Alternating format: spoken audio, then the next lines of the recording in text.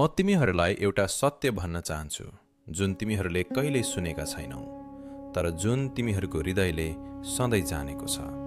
तिमी जे खोज्दैछौ त्यो तिमीभित्रै छ, बाहिर कतै छैन। कुनै मन्दिरमा छैन, कुनै शास्त्रमा पनि छैन। संसारभरिका मानिसहरू सत्यलाई खोज्दै हिँड्छन्, तर सत्य त उनीहरूकै भित्र लुकेर बसेको हुन्छ सधैँदेखि। मैले हजारौं साधकहरूलाई देखेको छु जो जीवनभर तीर्थयात्रा गर्छन्, तर आफ्नै आत्माको यात्रा कहिले गर्दैनन्। तिमी ब्रह्म हौ, तिमी चेतना हौ, तिमी नै त्यो अनन्त प्रकाश हौ जसलाई तिमी बाहिर खोज्दै हिँडिरहेका छौ। यो कुरा म तिमीलाई दिन सक्दिन, किनभने यो तिमीसँग पहिलेदेखि नै छ। यो तिम्रो स्वभाव हो, तिम्रो सम्पत्ति हो। धर्मगुरुहरूले तिमीलाई भने, पाप गर्यौ नर्क जान्छौ, तर मैले भन्छु तिमी त स्वर्गबाट आएका दिव्य आत्मा हौ। तिम्रो मन तिमीलाई भन्छ तिमी अपूर्ण छौ, तर त्यो मनको कुरा सुन्नु हुँदैन।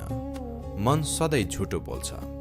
जसरी सूर्यको प्रकाश बादलले छेकिन्छ, तर सूर्य आफै कहिल्यै अँध्यारो हुँदैन, त्यसरी नै तिम्रो आत्मा पनि शुद्ध नै छ।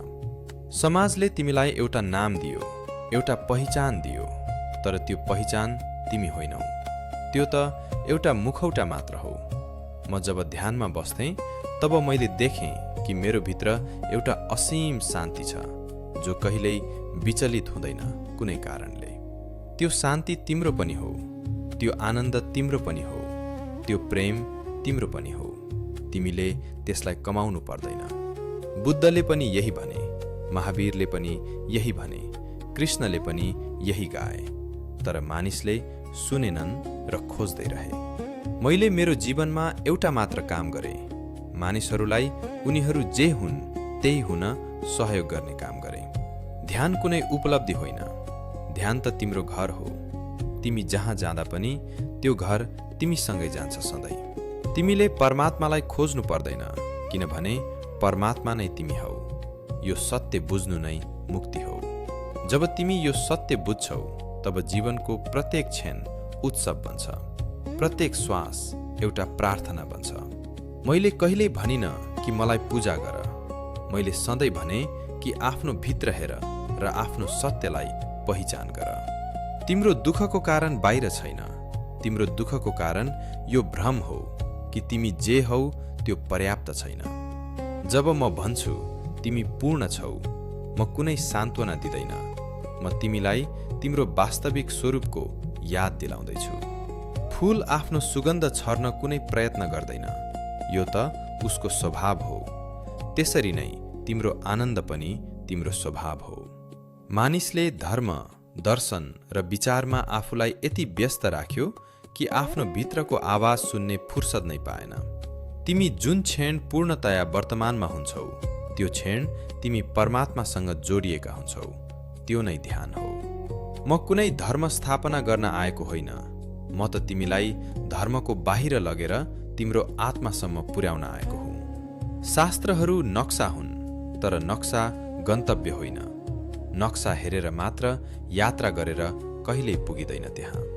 तिमी जब आफूलाई पूर्णतया स्वीकार गर्छौ, खराबी सहित, कमजोरी सहित, तब रूपान्तरण स्वतः हुन्छ।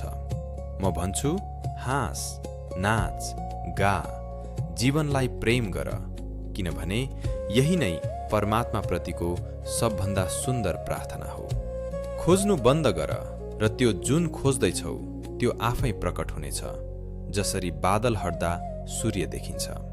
तिम्रो चेतना नै ब्रह्माण्डको मूल हो। तिमी यो विशाल अस्तित्वको एउटा लहर होइनौ, तिमी नै त्यो समुद्र हौ। मैले मेरो जीवनमा हरेक क्षण पूर्ण रूपमा बाँचेँ, किनभने मलाई थाहा थियो कि यही क्षण नै सत्य हो। मृत्युको डर तिमीलाई यसलिए छ किनभने तिमीले आफूलाई शरीर ठान्छौ, तर आत्मा कहिल्यै मर्दैन, यो शाश्वत छ। तिमी जब आँखा बन्द गरेर भित्र हेर्छौ, त्यहाँ एउटा मौन छ, एउटा शान्ति छ। त्यही नै तिम्रो असली घर हो। त्यो घर सधैँ खुला छ, त्यो ढोका सधैँ तिम्रो स्वागत गर्छ। तिमीले त्यहाँ पुग्नको लागि कुनै योग्यता चाहिँदैन। म तिमीहरूसँग बिदा हुँदा एउटा मात्र कुरा भन्छु, फर्क, आफ्नो भित्र फर्क। तिमी नै त्यो हौ जसलाई खोज्दै थियौ।